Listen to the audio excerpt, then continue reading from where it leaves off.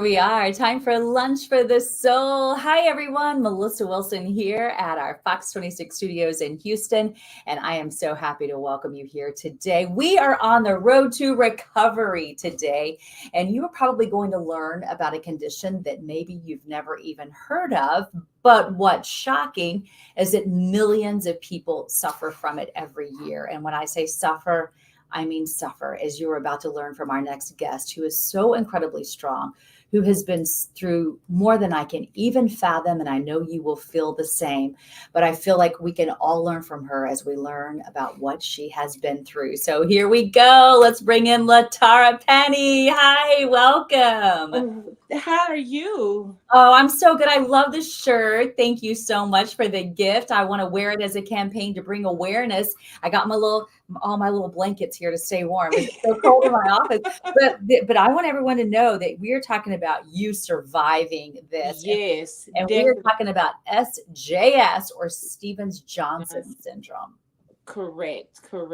I definitely survived. I am here to tell the story only by the grace of God. Only by the grace of God. I want to start everybody and give you a little bit of a warning. We've blurred out some of the videos and pictures to make it easier, but just to give you an idea of what we're talking about. So let's start it off with this beautiful picture, you little hot mama. Here you are before everything you went through, and you are still absolutely drop dead gorgeous today, but this is before your journey. Right. And then something horrendous happened. And then I just want to warn everybody that this is tough. I won't show it for long. That's what happened. It's unreal because of an allergic reaction to medicine. What is SJS? SJS is an allergic reaction to medication, but in my case, I experienced the extreme allergic reaction, which was the TENS, which was toxic epidermal necrosis, which is a throttling of the skin, which is a burning of the skin. And so that's what I went through with the SJS. Some people don't. Um, um,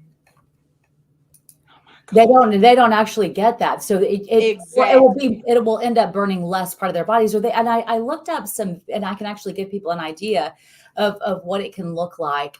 It can look like this. This is actually from the National Institutes of Health. Correct. Or it could even be less than that. But you had the potentially fatal version of it, where it took more than 60% of your skin. I mean, definitely did. And okay, so let's talk about what happened. So you had never taken this medication. You went into an emergency room and you were prescribed it, not knowing it actually had a black box warning, meaning you wish you had known that, right? Right. A lot of medications have black box warnings, and they're not told to patients. Yeah.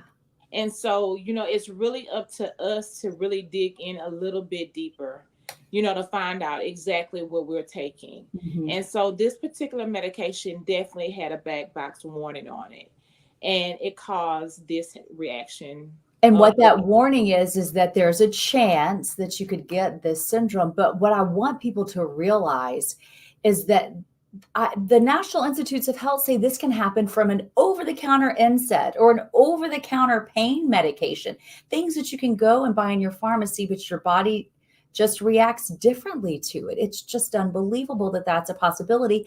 And depending on the year, it happens between 2 to 7 million people a year. Right. And you know what? It's rarely reported.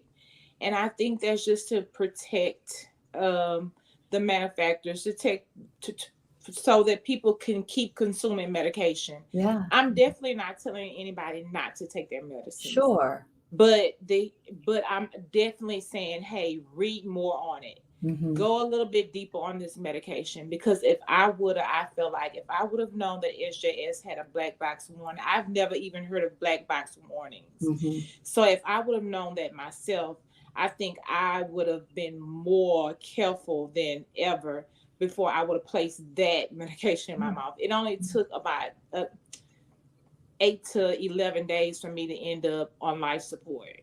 So it was a horrific thing that happened. It really LaTara, was doing some research to find out what kind of drugs we're talking about. I would highly encourage everybody to Oh, I'm sorry. Yeah, we'll Mhm. explain that in just a moment. So Yeah. don't you worry. I'll give you a break if you want to work on that, and then I'll tell everybody. So I'll just give you a little bit of a break here. So I want to make sure you know, and this is what LaTara wants to make sure that everybody realizes, is that there is a list of medications, the actual names of them. All you have to do is a search of the National Institutes of Health, and then just look up her syndrome, SJS, and it will show you that. So they say with most seizure medications, those are one of the drugs that it happens the most with. Some mood stabilizers or would be like a drug that would help with anxiety. Also, some antibiotics as well as NSAIDs. And so if you just go and take a look at that list, I would just want to encourage everybody to know what that list looks like so that her story can really help out. I also want to share a photo of what she's talking about with her eyes.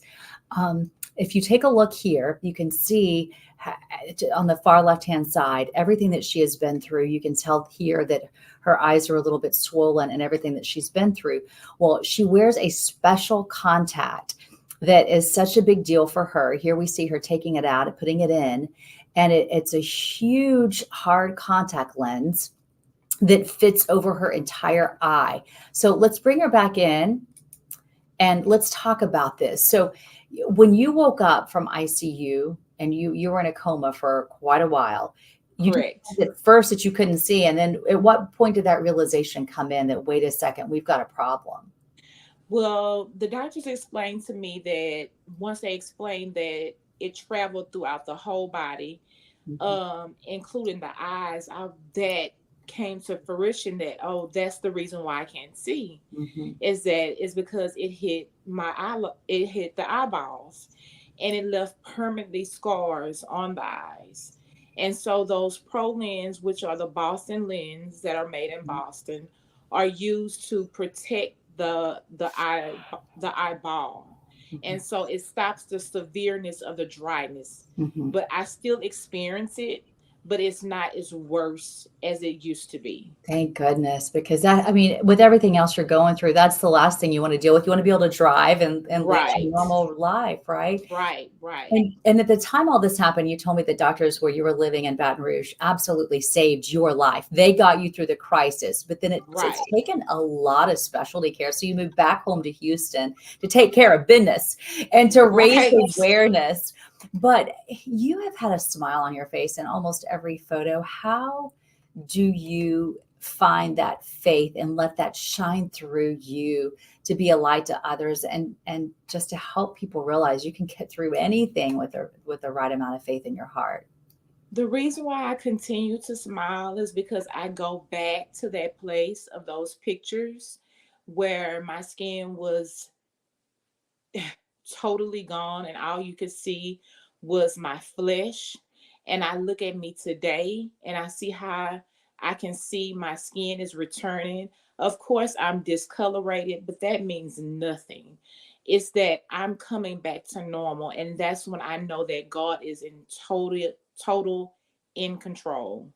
And that's the beautiful thing about it. Mhm. So instead of me crying about it and whining about it and saying what I used to look like or what I should have looked like or why did this happen to me, I thank God where I came from and where I'm at today.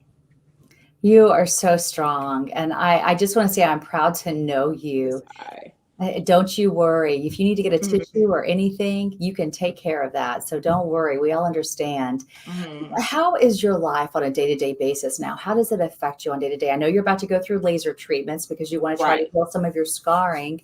right. What do you hope to get out of that? Well, with the laser treatments, I'm hoping that some of the scoring kind of calms down. I'm not a makeup woman, nothing against makeup women, Mhm. but I'm not that girl. And so I just want to go back, just the new norm, Yeah.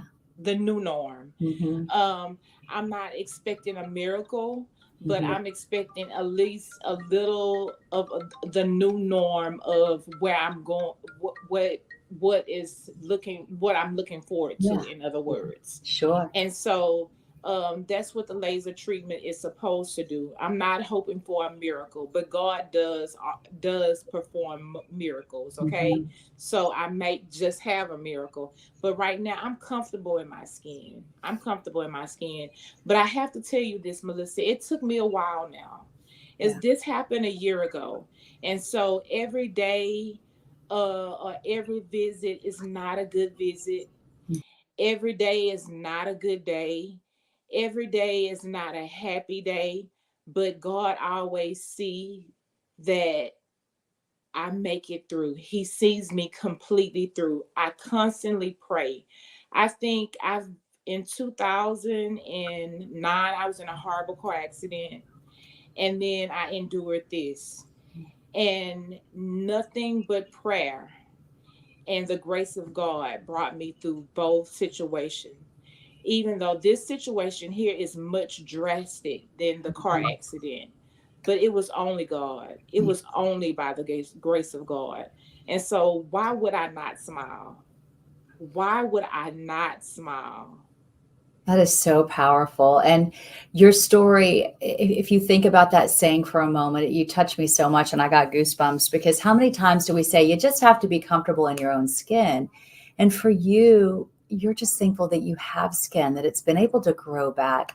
When you Right. take a look at those photos that I showed in the very beginning, can you believe how far you've come? I mean, you look so beautiful right now. Did you ever think that you would come this far without any of the laser treatments? I mean, you're doing great. You know what? Honestly, no. Because when I woke up, when I woke up, excuse me, I was unrecognizable to myself.